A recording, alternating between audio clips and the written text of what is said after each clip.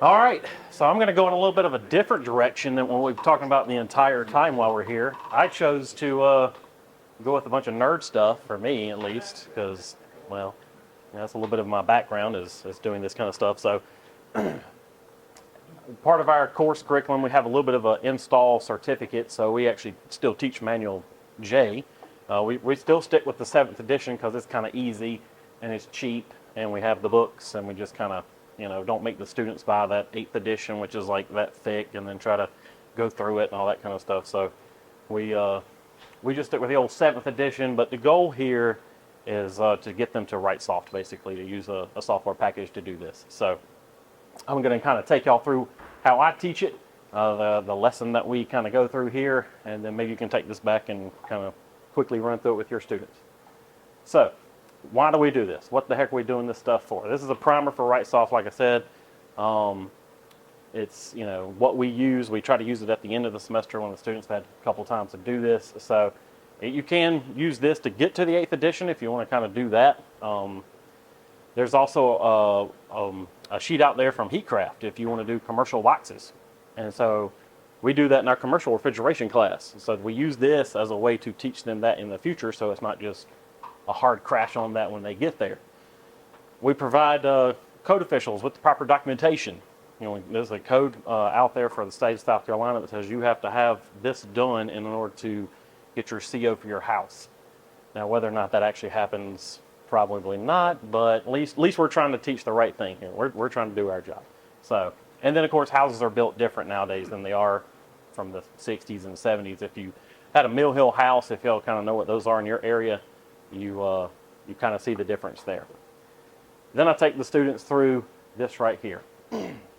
Talk about old construction versus new construction. Now these are actually houses in our area, and so I actually pulled these so that the students can see what I'm talking about.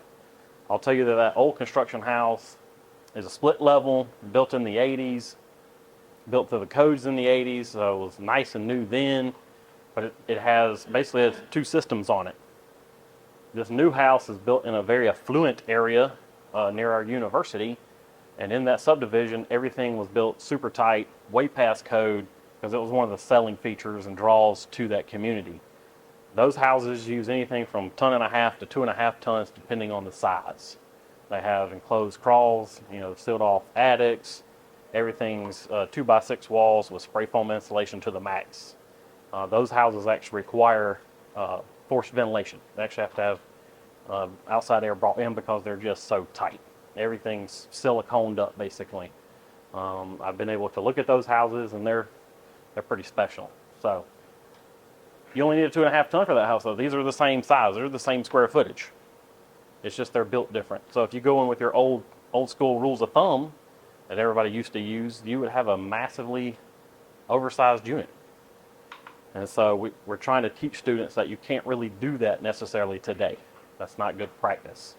So some learning objectives up there for you guys. Understanding building construction materials. You get students that have no idea what they're walking into. They don't know anything about construction. They didn't have the background that some of us do. So you're kind of getting through that, explaining the local weather. Something Robert talked about, I think, on day 1, talking about how the climate's changed. That is something I talk about a lot during this class. I go over the weather. We watch the weather because it does relate. Basic math, areas and volumes, which they're not too happy about when I get to that in a first day math review, and they're like, ugh, God. It doesn't help, just so y'all know, we teach this in the summer right now, and they're on their summer co-op program, so they're coming to me at night, tired from working all day, and then I throw this in their face. They're just ready to go home. Understanding the terminology that we're going to use in our tables and in our form that we use, and explain how heat transfers, all those different modes, going over that again, hitting it with them again, and then understanding human comfort. Some of us in this room might be a little chilly right now. Some of us might be warm. So understanding those complexities. All right, the tools they need. I tell this to them before even the semester happens. You need a pencil, because you're writing stuff down and you're probably going to make a mistake. And you can't erase pen unless you got an erasable pen. So why don't you just get a pencil at that point? So a pencil, sharp one, preferably a mechanical, because you're going to be writing tidy numbers down on basic Excel spreadsheet. Paper, you got to have something to write with. You know, when you're out there at a job site, you got to take notes on things. A tape measure. Now, back in the day, you had to bring out your, 25-foot, 30-foot tape measure, whatever. Now, you got electronic tape measures, so you just bang it against the wall, you hit the button, and boom, it's done. Now, we don't allow them to use that because they don't get that fancy technology yet. Okay, they got to earn their way to that. A compass. Now, they make fun of me because I still have an old compass that I keep. They say they can use their cell phones. I don't trust cell phones and the directions on them, so, and then we get into a whole argument there. So, it's a fun banter between the young folks and kind of myself, who's not as young as them, and then a camera. So, something to take pictures with. You're not going to remember every little nuance about a house and, where was this room at and where was that room, and you may not have a set of blueprints, maybe an old house that you're just trying to do a change out on. So take something so you can take some pictures. Memory's not always as good, especially when they're like up partying all night. So some of the review notes that I have, I go over lecture notes that I have. An architect rule is something that we go over. We have a print reading class and they go over some of that, but we just want to make sure that they know what to do. Basic geometry, calculations, area volumes, for the most part, of simple shapes, and then blueprint reading. What I do is I'll actually take a room like this and I'll ask them just cold, what's the square footage of this room? I know I see one that can sort of figure it out. And there you go. So I see if they can think about, okay, what's in here that I could use as a reference to just quickly determine. You may forget something, and can you make it work? So they go to the ceiling grid. They've actually gotten better at this as the cohorts have gone through. So I don't know what that says exactly just yet, but I used to have cohorts that would just stare at me and say, well, where's the tape measures at? I say, you don't need that. If you have a 1x1 square tile floor VCT tile, or you got a 2x2 or a 2x4 a drop ceiling, you can start to use that in your house. Your house doors are typically 6'8". So there are some standards there you can just start to remember, and you can figure things out. So it's always an interesting conversation that we have. I find it very interesting when they start to determine the ceiling height, and then they want to get on their desk and stand and use their height versus their desk height, and add that. But that's good. That's them thinking, critical thinking skills. How can I make this work? So that's that. All right, here's the front of the worksheet. This is where you start to enter in your information. General, name, who's done it, where's it at, where's the location. You have your design conditions that you're going to take from a table 1 that I'm going to show later. The most important thing that I talk to them about is your inside dry bulb. Your inside dry bulb is the most important, because that's what your homeowner's going to dictate. That's their desire. If they want their house 65 in the summer, by golly, we'll do it. It's not very efficient, and it's going to cause them to have a large power bill and a large piece of equipment potentially. But if they want it to be meat locker cold, I'll sell it to them all day long. Same goes in the winter time. If they want it to be 80 degrees, I'll sell them the biggest gas furnace they make. It's up to them. They got to pay for it, not me. So that's the main part of that. We circle back around to this when we get done to fill this out. This is on the inside. This is where they really start to hate me, because this is really small cells. I do make them carry digits, all that kind of stuff. And so we start to fill this out. I go through it line by line and block by block, basically, so as to not skip anything, but they have a hard time really keeping everything straight, right? Because your eyes can get crushed across very easily on this worksheet. Now, if you're using the 8th edition, they have a speed sheet in Excel. You can go pull up an Excel file, click it all in. It kind of does that for you. We just do the old paper version because I can make these and then hand them out. And then we just do 1 or 2 houses, and then we're moving on. So your goal is not to have them do this by hand for the rest of their life. That's what you hope for. That would not be, I would do that. I'll show you what I actually did in a little while, but they are not going to do that. So you have your room locations, and then your running foot of exposed wall, which is always an interesting thing to teach them, because you have to make sure they understand the difference between what is exposed to the outside temperature. That's where your heat transfer is happening. So I would use the room that I'm in as an example. So we would take this wall right here and determine the length of that, and then we talk about gross versus net. When I talk about gross versus net, I talk about paychecks. Because, you get a gross pay, which is what you wish you made, and then what, the government takes from you, which you hate. Like, I don't want that. So I want my gross pay. So they really understand that concept. So it helps translate when we talk about gross versus net. Then you talk about your windows and doors and how you label that. Summer, winter, it's two different lines, and then you have another doors area, and then you get down to your net exposed. But one thing they always make a mistake on, and I have to caution everybody with, is don't let them double count the windows and doors, because it's listed twice basically on the sheet, heating and cooling. And they always make that mistake. They just add it up straight, and it ends up doubling their number that they're going to subtract from their gross. So that is a big problem with doing this by hand, is they're careless in that. Even though you tell them 10,000 times, they'll still make that mistake. So then you have your ceilings and floors, and then always ask them floors first because they understand square footage. And then I'll turn around and ask them, so how do you calculate the ceiling square footage now? And then you get some stairs. Yeah. And so then I'm like, well, y'all understand it's pretty much the same, right? Unless you have like a different roof structure style. Like it's just a flat roof. It's literally the same. Like they're the same. So you kind of have to get them to understand that. Now, if it is like a vaulted ceiling or something, you got to do some math. Which then they're like, can't we just cheat and say it's flat? No, because there's cubic volume up there you're having to deal with. So that's not how it works.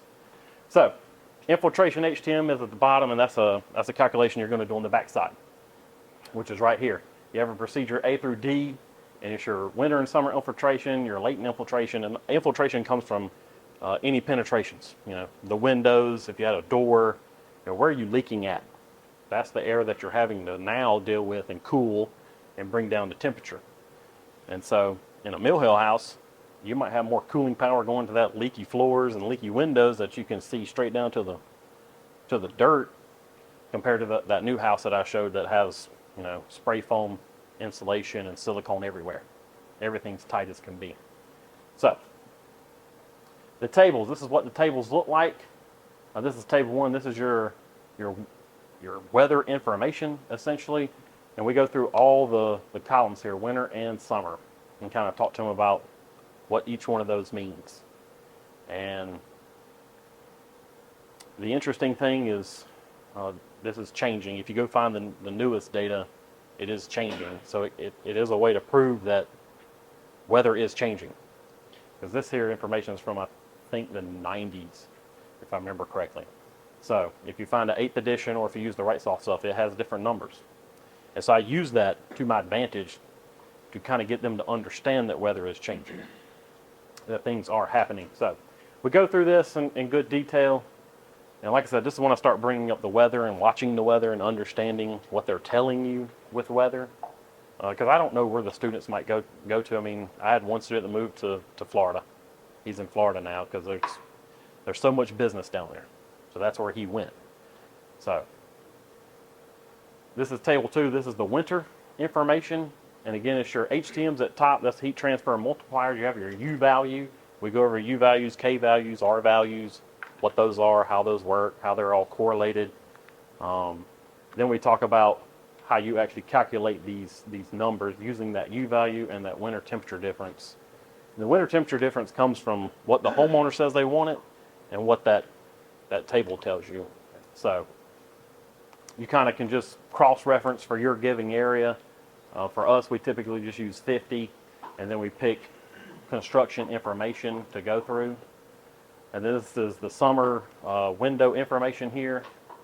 Now, I teach my students, just so y'all know, not to do any blinds or draperies or anything like that. Simply from the standpoint of I'm not going to limit people on windows to using those shade devices.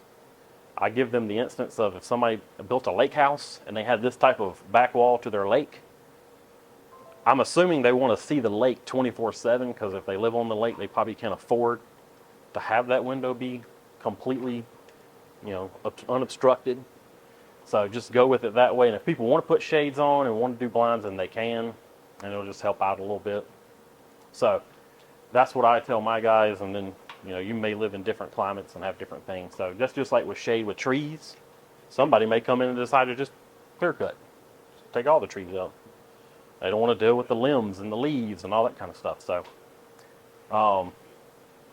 table 4 is your cooling table for your normal construction. And so we kind of just go through that. What does LMH mean? It's your daily range of what your typical temperature is or temperature difference is in your given area. So we're just kind of taking it through that. And then this is how you calculate the infiltration. So I give them a house plan. I give them a ruler. It's got, I give them a schedule of the windows and the doors and all the construction information. And then some of the information is given, but some of it's not. They have to take this and zone it out. What are the different rooms in it? And not all the rooms are labeled. Like, how do you treat that walk-in closet? How do you treat the stairs? How do you treat that little bathroom right there in that hallway? Do you just loop it in with the walk-in closet and that other little linen closet? Or do you want to do it all separate? So they have to make that decision. Of course, the more blocks they make, the more calculations they have to do. So then they tell me, well, I'll just do the whole house. Well, you can't cheat like that when it comes to the ductwork, though, because then you have to take this information and go determine the ductwork sizing. So they can at least ask the question until they get shot down real quick, and then we move on. So they will break it down, and then they'll start writing in their calculations, and then at the end of it, I actually have an Excel spreadsheet that I've created that has all the math in it and does everything. So I already have all the homes done that we do. And then I can check it easily, and then I can show them kind of where their mistakes are at easily by using this. I don't give them this until they graduate because they don't get this cheater method until then. So after that, they may do another house just depending on how they've done. We'll talk about, tests and assessments after that, and then we switch to the software. And we'll use the same house to show that this actually does work. If you did it properly on paper, it will be proper on RightSoft, assuming you drew it properly, put all in the correct settings, all that kind of stuff. And I think that is it. Yep. There you go. If you have any questions, just let me know. If you want this information, I have it all in a PDF as well. That's probably one of the best learning tools I think for obviously kids. How many people in here use manual drain? Yeah. A couple? Yeah, they got. Curious. And we got RightSoft too. Yeah. I actually got an 8th edition, which is an AE. Yeah, so the abridged edition. Yeah. Yeah. That's how we started with speech each, and then we Yeah. moved into the Right. Yeah, this is simply just a way to get them to understand what's going on in the software. So if they see something that's abnormal with the math, they kind of understand, oh, that number doesn't make sense. That doesn't seem to add up. You shouldn't need a 10-ton unit for a 1,000 square foot house project that you're working on. So We actually do a couple different things. We actually make them do a whole house yeah, first, right off. So basically explaining to them, okay, do the whole house, because if you're going out to bid a job, right, and they've got furnace in there, just run a quick whole house on the thing.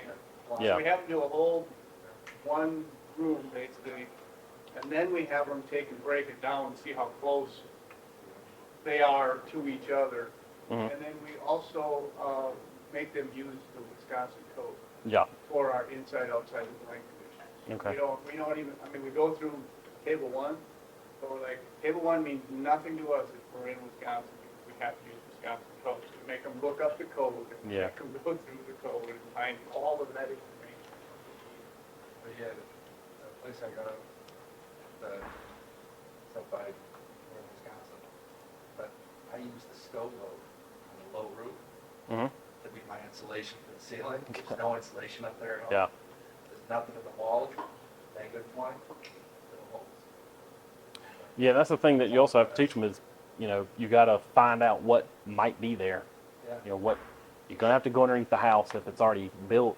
Is there anything underneath that house? Like the house that I live in, there's no insulation in my floor. Nothing there. My attic has blown in, but it's all settled, so it's almost pointless. There are parts of my house that have no insulation in the roof. So Kind of called from some attorneys sometime too, we come out. And look at this guy's getting this $1 million house. You know, he's a community member. I was like, okay, is the contractor from our area? No, okay, I'll come out and take a look. Some millionaire dudes, 4 systems, and they're right on top of each other, there's no installation. He took about a ton out, 2 tons out or something.